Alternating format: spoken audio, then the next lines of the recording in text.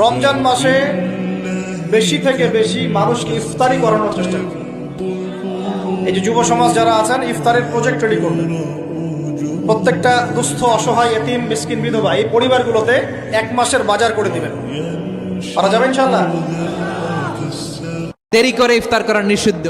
আজানের জন্য বসে থাকবেন না, সময় দেখবেন।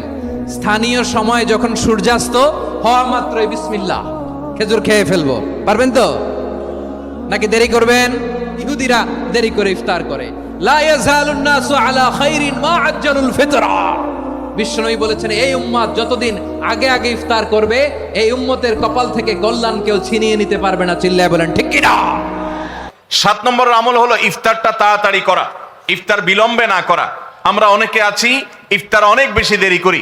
আমরা মনে করি যত দেরি করে ইফতার করা যায় ততই বোধহয় রোজাটা নিশ্চিতভাবে শুদ্ধ হয়, সঠিক হয়। এটা ভুল ধারণা। নবী করিম সাল্লাল্লাহু আলাইহি সাল্লাম বলেছেন, যতদিন পর্যন্ত এই উম্মত, মুসলমান জাতি ইফতার দ্রুততার সাথে করবে, অর্থাৎ ওয়াক্ত হওয়ার পর আর বিলম্ব করবে না, ততদিন পর্যন্ত তারা কল্যাণের মধ্যে থাকবে। আবহাওয়া দপ্তরের ইফতারের টাইম যেটা, সেটাতে ইফতার করবেন। 3 মিনিট দেরি করে ইফতার করে যারা, তাদের নীতি হচ্ছে ইহুদি খ্রিস্টানদের নীতি। আপনার জ্বলে গেলেও আসে যায় না, খারাপ লাগলেও আসে যায় না। রাসূল সাল্লাল্লাহু আলাইহি ওয়াসাল্লাম বলেছেন, আমার উম্মত ততদিন পর্যন্ত কল্যাণে থাকবে যতদিন পর্যন্ত তাড়াতাড়ি ইফতার করবে। সেখানে তাড়াতাড়ি না করে আপনি দেরি করলেন কেন? বলছে, আমি কি পেটুক, আমি একটু ধৈর্য ধারণ করতে পারি না? নিশ্চিতের জন্য 3 মিনিট দেরি করে ইফতার করছি, নিশ্চিতের জন্য 3 মিনিট আগিয়ে দাও, তাহলে তো সুন্নাত পালন হবে।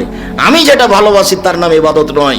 মুহাম্মদ সাল্লাল্লাহু আলাইহি ওয়াসাল্লাম যেটা ভালোবাসেন তার নাম ইবাদত। এটা আপনাকে মনে করতে হবে।